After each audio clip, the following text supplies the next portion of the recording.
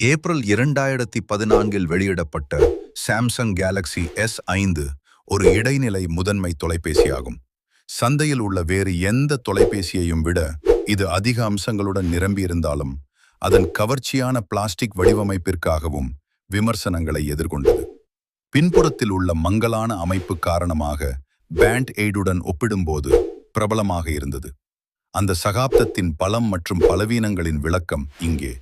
நன்மைகள்: அம்சம் நிறைந்த பவர் ஹவுஸ் நீர் மற்றும் தூசி எதிர்ப்பு. இது IP67 மதிப்பீட்டை வழங்கிய முதல் பெரிய முதன்மை தொலைபேசிகளில் ஒன்றாகும். இது 30 நிமிடங்களுக்கு 1 மீட்டர் வரை தண்ணீரில் மூழ்கடிக்க அனுமதிக்கிறது. அதிர்ச்சியூட்டும் சூப்பர் AMOLED டிஸ்ப்ளே.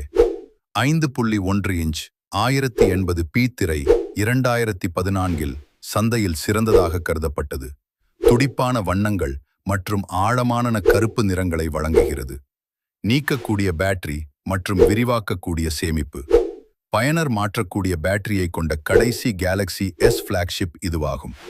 இது 128 GB வரை மைக்ரோ SD கார்டுகளையும் ஆதரித்தது. அல்ட்ரா பவர் சேவிங் மோட் அந்த நேரத்தில் ஒரு புரட்சிகரமான அம்சமாக இருந்தது. இது திரையை கிரேஸ்கேலாக மாற்றியது மற்றும் பேட்டரி ஆயுள் குறைவாக இருக்கும்போது கணிசமாக நீட்டிக்க பயன்பாடுகளை கட்டுப்படுத்தியது. சிறந்த கேமரா. 16 மெகாபிக்சல் பின்புற கேமரா.